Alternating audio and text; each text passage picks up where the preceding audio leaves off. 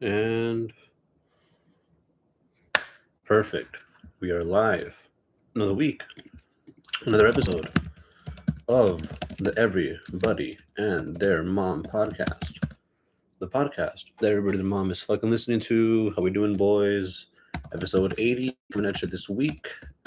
I told y'all every Sundays, like 10, 11 in the morning, give or take. Here we are. It is Sunday, 28th of June. It is about 11-ish in the morning.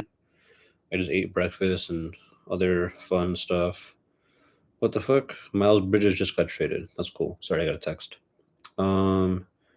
It is 71 degrees. Nice. 70 degrees. Nice at the end of June. You know what that means? August and July are gonna be hot as fuck. But I hope you guys are doing well. Another week. Another week of World Cup games, another UFC event, MLB games, movie releases, yada yada yada. Big, huge earthquake that happened in Venezuela, like thousands of people. So sad situation. What are the big news stuff? The Iran war still going on, but yeah, enough of all that. Let's jump right into our first topic of the day. I wanted to go over the World Cup bracket. I was able to find one yesterday. Where is it?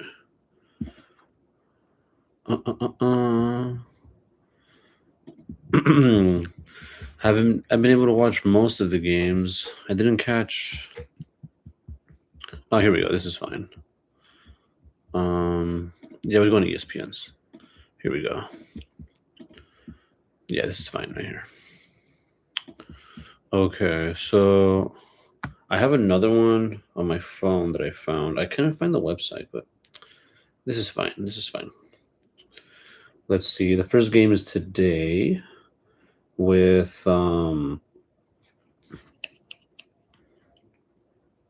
Canada. Let me see the World Cup schedule. Let me pull it up right here. Yeah, Canada, South Africa today. And then tomorrow there's going to be 4 games every day after that. So let's just go top to the bottom right here in the bracket for you guys. So Germany, Paraguay, probably Germany. Sorry, yeah, Germany. France, Sweden, France, Canada, South Africa, Canada, Netherlands, Morocco. That's a really good game right there. I'm gonna go with Netherlands, Croatia, Portugal. I think Croatia has a really good game too.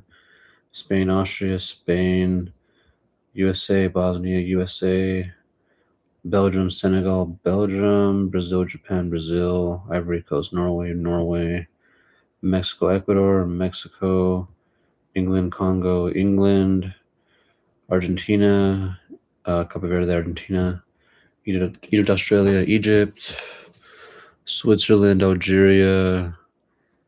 Give me Algeria, and then Colombia, Ghana. Give me Colombia, and then from the bottom to the top, Colombia, I'll go with Colombia, and then Egypt, Argentina is going to be the swing of the tournament. I'm a root for Egypt. Argentina should win. England, Mexico. I think Mexico could win, but England should. But I'll root for Mexico there. Norway, Brazil. I think Norway could win that. Brazil isn't that good as they used to be. Belgium, the U.S. Same thing. It's going to be a key of the tournament. I hope the U.S. wins, but we'll see. Belgium has beaten them before. Croatia, Spain. That was a good one. I wouldn't be surprised if Croatia won that because Spain hasn't been that good this year. I guess, yeah, I'll go Croatia. Canada, Netherlands, Canada, France, Germany, France, and then France, Netherlands, France. It would be. Sorry, I'm just doing it in my head how it would be because I know they don't have it like made out. Oh wait, yeah. Because then it would be from there. I got France, making it to the quarter, as well as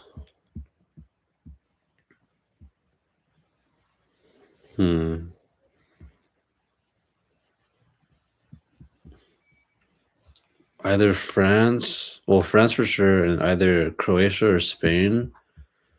And then, yeah, because I don't think the US is going to beat Spain or Croatia. So it'll be France, Croatia, or Spain against Norway or Brazil, Mexico, and Egypt or Argentina. I have it like that. So I got France up here, and then either Croatia or Spain. I'll go Croatia. Just pick one. Croatia. If I had to pick 4 teams to like run the tournament,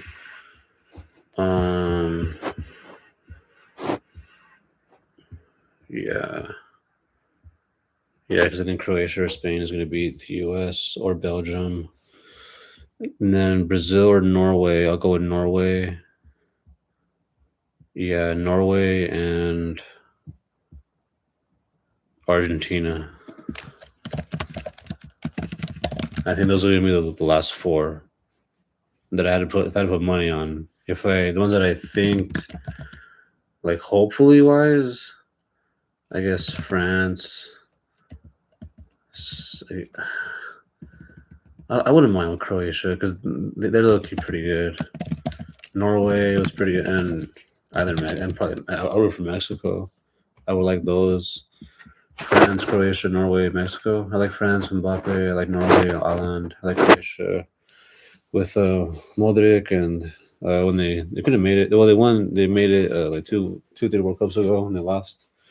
And then rooting for Mexico. I think either the U.S. or Mexico is gonna make the round of 8, but I don't think both do. Well, one of them will. Because if you look at the bracket, like they all lead up to to the quarters, so it's going to be like 4, and up here it's just going to be, I think, between Germany and France, and or the Netherlands, either one of those 3. They're really good, really fucking strong.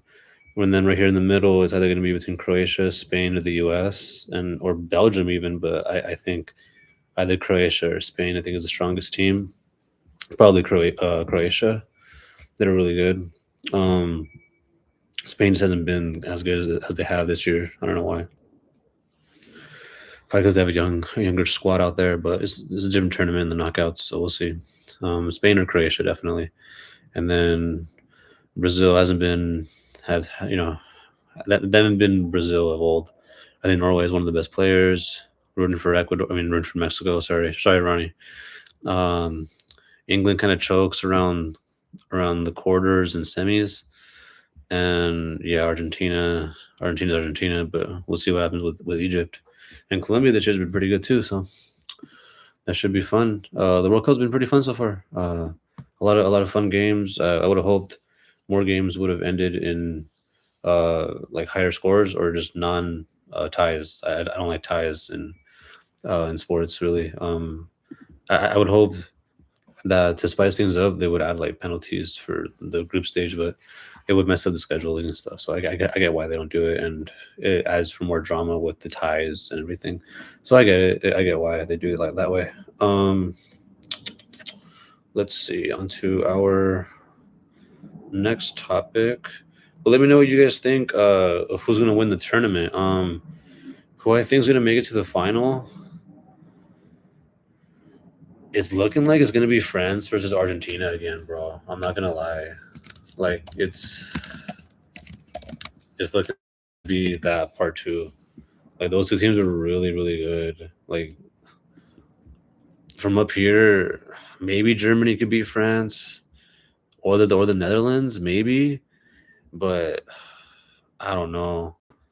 And in the middle, Croatia, Spain, US, that'd be cool, but Yeah, it's just the path to get there is. It looks like Argentina has low key the easiest path to get to the final. So that's why I'm picking them. But I'm rooting for Egypt against them. But I mean, the smart monies are on Argentina. And then the middle group, England always kind of, Norway doesn't have the team, so I don't think they pull it off. They have a good player. I don't know about the team. Mexico's on a good run this year. Brazil, we'll see. They haven't been involved. The U.S. has been a good run this year, but we'll see. So yeah, I mean, I think it's going to be France versus Argentina again, but this time I think France has it. So if I had to pick one World Cup winner, France. If I had to pick it, I pick France. France over Argentina. That's what I pick.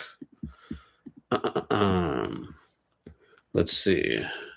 And now we'll go to the Rams schedule for our next topic. Here we go. Run through the preseason, and they start week 1, and it's the first game of the season for the whole NFL in Australia against the Niners, and I think that's a win. I think they scheduled that on purpose so that way they don't. It's not like a true home game. It's going to be one of those games where like the whole stadium is filled with different jerseys. And I think the Rams on a neutral field, they're better than them. And the Niners are, especially with the Niners injuries.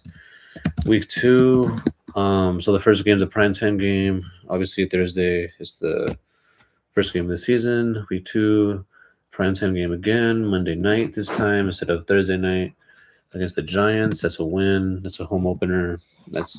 Giants are coming off of injuries. They have a solid foundation with Neighbors, Scattaboo, Dart, Johnson.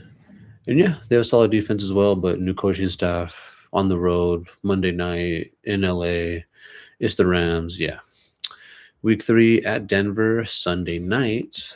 Nice. Week 3. Denver's really good defense. It's not going to be that cold. It'll be September. Bo Nix probably be coming back from injury by then. Still a little wobbly.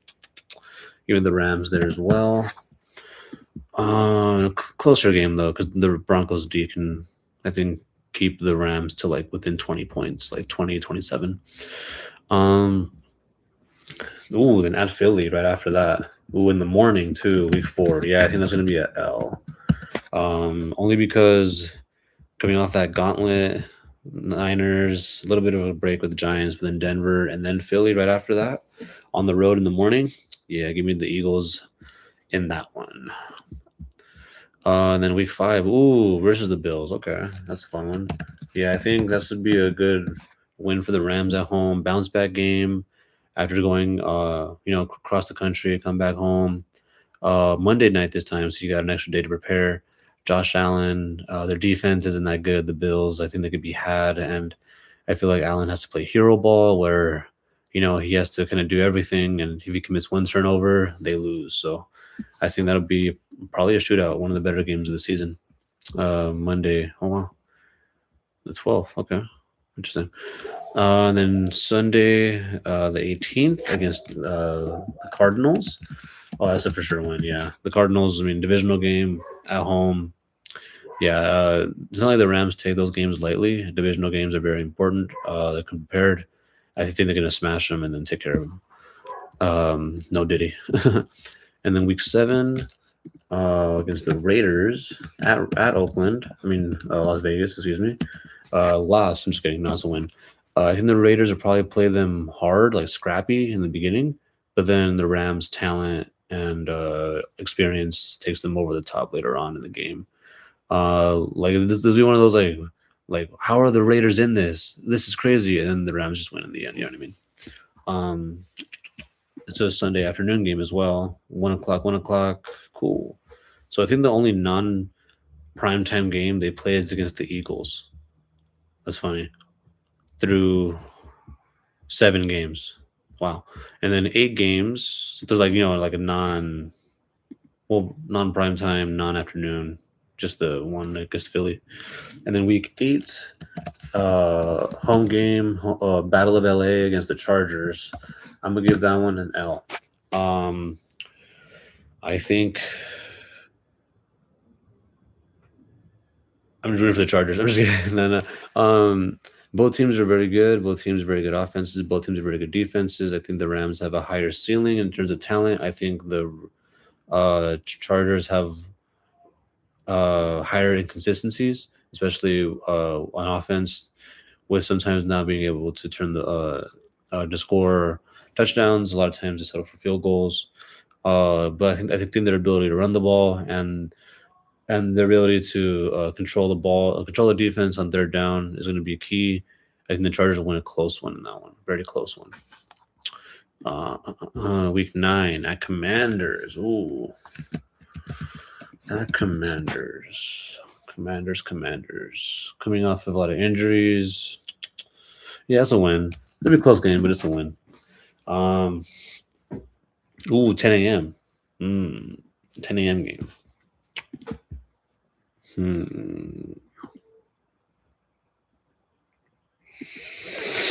Interesting. Very interesting. The Commanders at 10 a.m. Yeah, I think that's a win for the Rams. It should be close, especially with the Commanders' talent. They can definitely score. They can score with the best of them. Week 9, we'll come back to that one. That's an asterisk. We'll come back to that one. Because through 9 games, I have them losing twice. I think 2 or 3 times is about right. 2 or 3 is about right. And then week 10, at Cardinals, that's the one. So through 10 weeks, I have them losing about 2 to 3 games. Yeah, after 10 weeks, it's about right. After 10 games, that's about right for the Rams.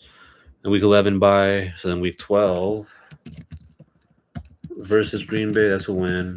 Green Bay at home, better than. Ooh, that's a Thanksgiving game too. Ooh, prime time. Ooh, that is the Thanksgiving game. The like everyone's eating dinner game. Like everybody sit down and watch the game. Like sitting around the TV game. Yeah, give me the Rams at home on that one. On prime time, everybody and their mom is going to be watching. Give me the Rams on that one. Packers are good, but yeah, it's different. It's different when everybody's watching. And then week 13 versus the Chiefs. Wow. It's a hard game, back to back. Oh yeah, especially then coming out by a week, yeah.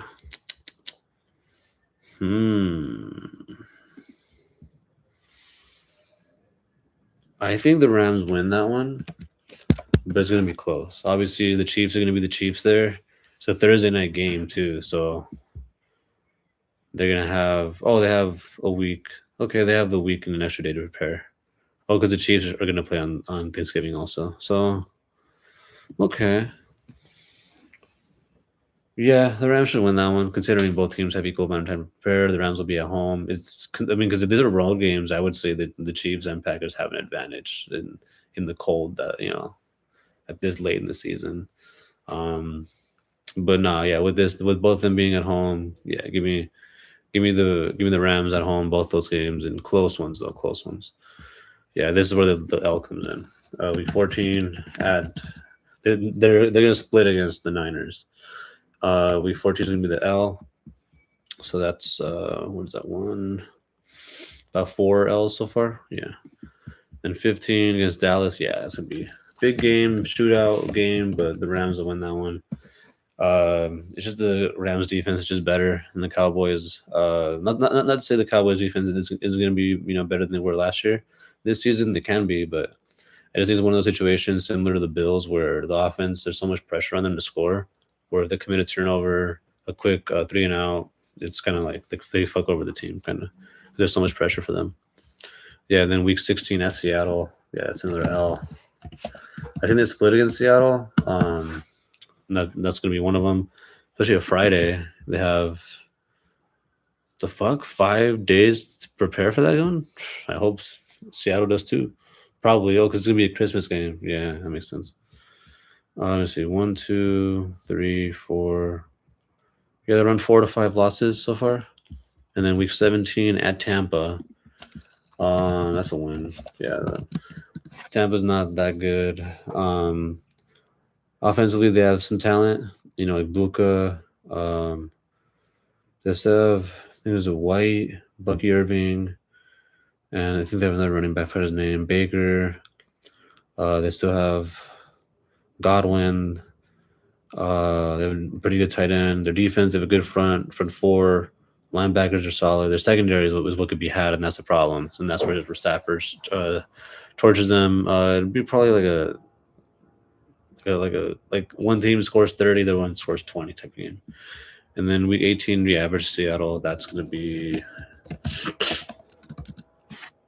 Let me see. After, 1, 2, 3, 4. 4. Nah. I think it's an L also. I think it's going to be an L. I think Seattle's a little bit better. Because I think overall they're going to lose. I think the Rams are going to lose anywhere between like 4 to 5 games at most. Yeah, 1, 2, 3, 4, 5. Yeah.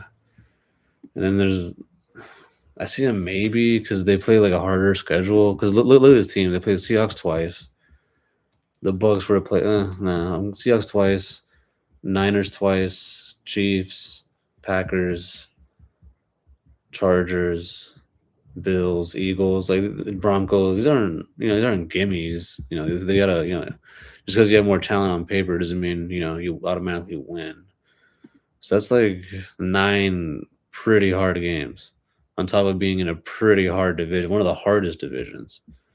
So losing just 4 to 5 games out of that with that gauntlet that you play, because look at this gauntlet right here. Look, the Packers, Chiefs, Niners, Cowboys, Seahawks. Like that's crazy. And then Buccaneers, Seahawks. Like that's to finish the season. That's gonna be rough. Don't get me wrong. You play the Giants, the Cardinals twice, and the Raiders, and those would be a little in a bye week. It's at a pretty advantageous point in the season. Week 11, it's almost the halfway point. But still, man, that's 4 to 5 games. Yeah, I see them going about 12 and 5, 13 and 4 range for the Rams. Yeah, one of those two. They're definitely one of the better teams in the league. They have an elite quarterback that can run the ball. They have probably the best receivers duo in the league with Adams and Puka. And when one of them's injured, they have plenty of guys, tight ends that could pick it right up.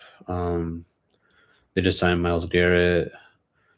They have solid team all around. Solid team.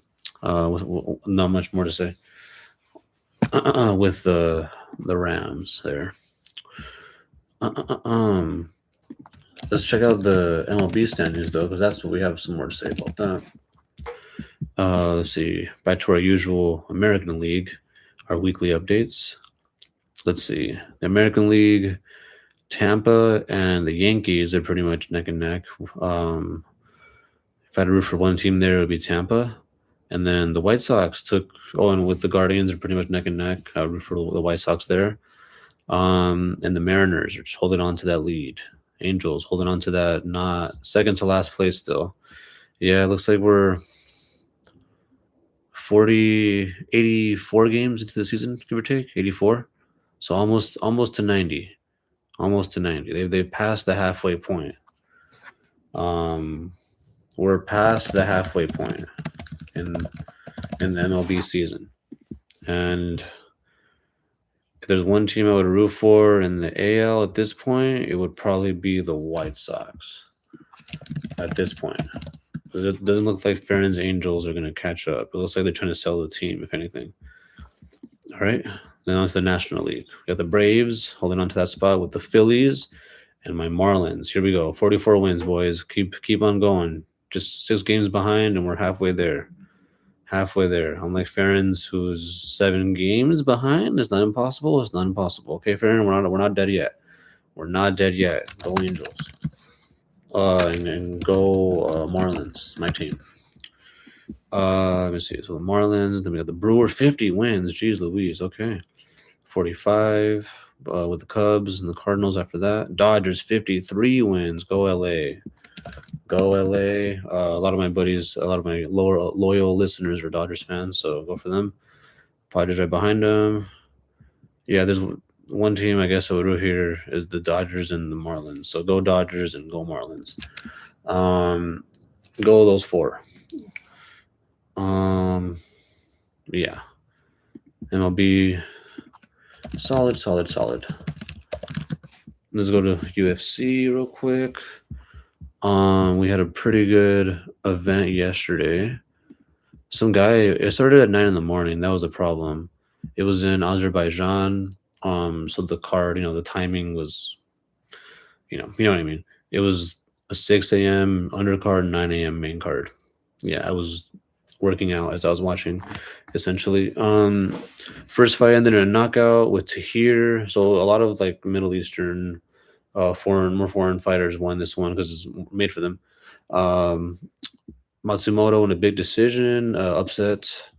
Danchenko, big knockout. Offley, submission. Ruziboya, first round sub. Hikayev, dude, that was a crazy first round knockout. Fastest. It was like in 8 seconds. Ridiculous. So like 3 minutes, 4 minutes. Round 2, round 3. So we had 1, 2, 3, 4, 5 finishes out of 7 in the undercard. Pretty good. I just wasn't really able to see most of them. I saw the highlights. Like I mentioned, one guy, I think he had like a seizure. Let me show you guys. That shit was insane. Where is it? I think it's right here. No. Here we go, right here.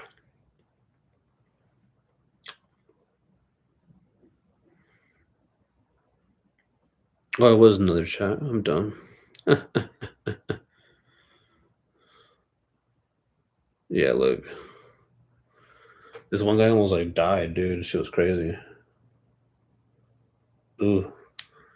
And this other dude, he was like, he had to submit into like a twist. It was like he was playing Twister. Look at his leg, bro. Yeah, it was a crazy event. Like there was a lot of memes. Like look at this. Like a stunned. Boom. Insane. Yeah, bro. Like his eyes are rolling in the back of his head. Like fuck, dude. Just ref, stop the fight. Stop the fight. But that was the undercard. 5 out of 7 finishes. And that's what you want to see. You don't want to have it go to decision to judges. Because then we get to the main card where we had 1 sub. Magomedov looked elite. Aliskerov just kind of sat on Ferreira the whole time. Mabayev submission, the one I just showed you guys. Camilo got the knockout, crazy upset there. Sharaputin almost got beat in the first round, but survived. Won rounds 2 and 3 by just picking apart Pereira. And Fiziev, dude, congrats to Fiziev. Round 2 knockout. It looks like he was going to lose that fight at the end of the first, but congrats. He was the hometown hero that night. They pretty much had the event for him at home. He's back in title contention, essentially. 1 more win, and he'll probably get a title shot. He was, I think, ranked 11th, and this is a huge knockout. Torres was on, like, I think, a 8 or 7 fight win streak, hasn't gone past the first round. Fantastic finish for Fiziev. And the main card, there was 1, 2, 3, 4 out of, I believe, 6. Yeah. 4 out of 6 finishes. Not bad. So in total, there were 13 fights, and 9 of them were finishes. That's what you want to see. You have 13 fights, and 9 of them ended in a knockout or a sub or a submission. What more could you ask for? It's not like the White House card, not every event can have 7 for 7, all knockouts. That's just crazy. But we're not going to have a card next week because next week is the 4th of July. So no UFC for that. But the week after that is one of the biggest cards of the year. The next biggest one, the last one, was the UFC White House. We have the return of the Mac, July 11th. The return of the Mac, July 11th. As you can see here, is going to be Conor McGregor versus Max Holloway. I believe in Vegas. It's going to be Saturday, 6 o'clock in the evening. Here's the main card. As you can see, we have Bobby Green versus Terrence McKinney. A very, very good fight here. Bobby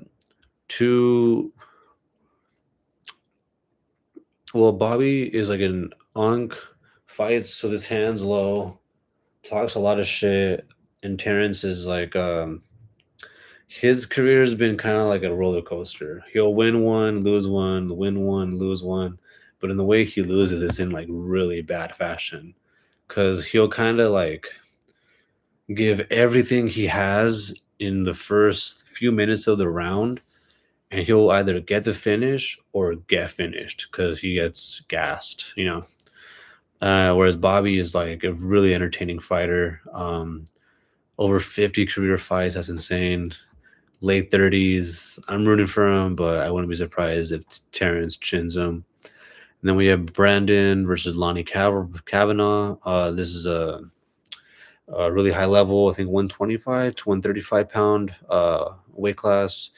Lonnie is trying to get back into title contention, Brandon as well. So there's two guys trying to get back to fighting for a title. Then we have Corey Sandhagen against Mario Batista.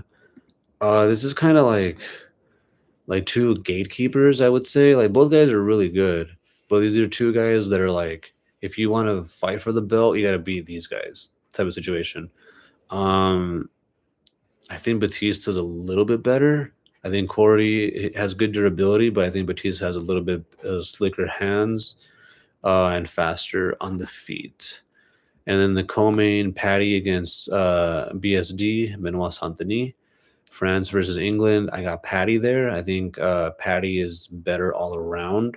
I think Benoit is good on the ground, but I think Patty is good on the feet and the ground.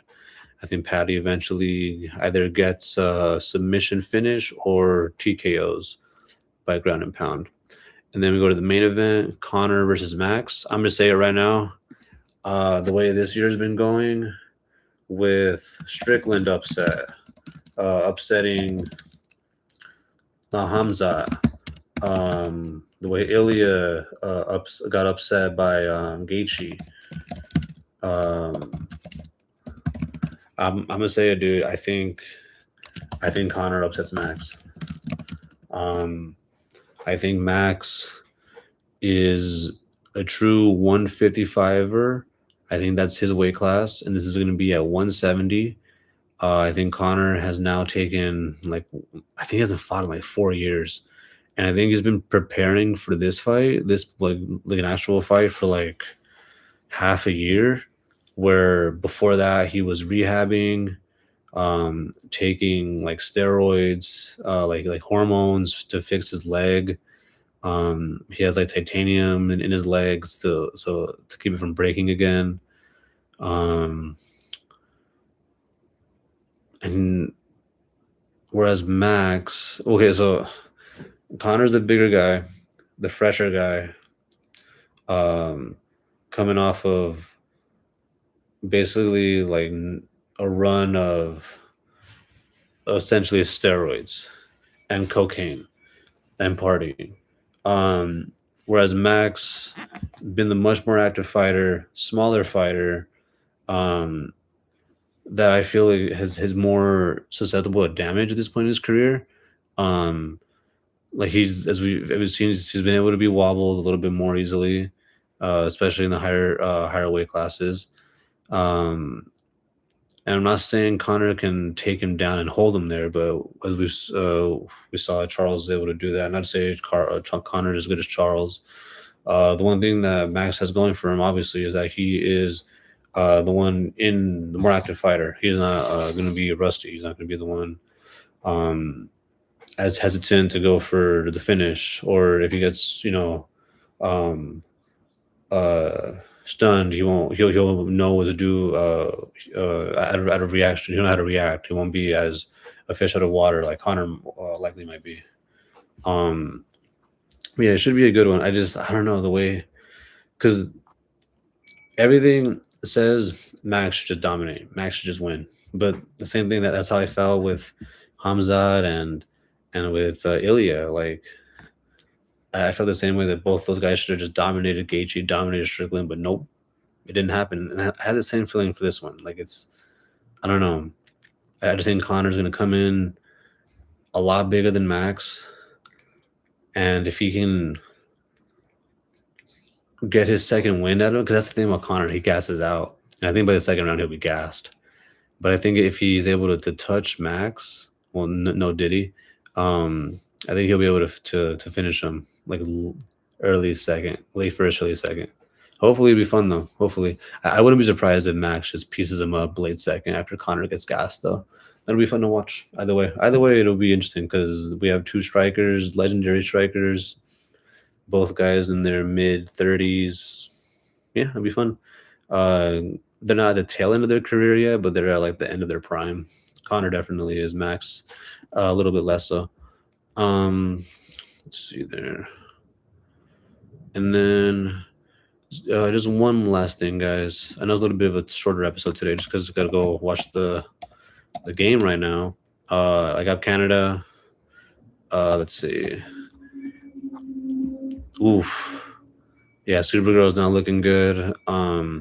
Jackass also came out this past weekend. That one I heard got good reviews. What else came out? I think that's it. Those are the two biggest ones. I know this week the Minions comes out. Oh, and Toy Story 5 came out last week. Yep. Well, I definitely recommend Toy Story 5. Out of any of those three, I'm not gonna watch Minions. I haven't seen them since like I think I saw Despicable Me 1, 2, and Minions 1. I haven't seen the rest of them. If you like them, cool. I know they're like really good family movies. Kids like them. They make a lot of money. That's why they keep making them. So have fun with that. Supergirl, I heard, is very mid, like very average. So I'm just playing with for streaming. Jackass, yeah. I saw the last one. I'm good. Toy Story 5, highly recommend that one. Let me see. Yeah. 95. And then I think the other one, it was like 50, 70. Yeah. Supergirl 56. Fuck. I'm pretty sure it's not that bad. It looks like a straight to streaming movie, honestly, for Supergirl. Supergirl straight to streaming.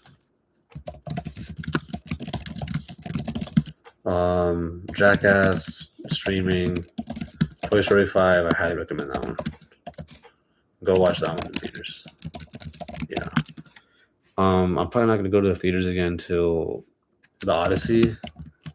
Yeah, in like mid-July, so like 3 weeks, and then Spider-Man. Yeah, those are the two in July that I cannot wait to see. But yeah, boys, I'm gonna have to end it there. Gamer's in about 10 minutes. I gotta get ready. I'll see you guys next time. Hope you guys enjoyed this quick episode of the Everybody the Mom podcast, the podcast that Everybody the Mom is fucking listening to. Thank you guys so much. Peace.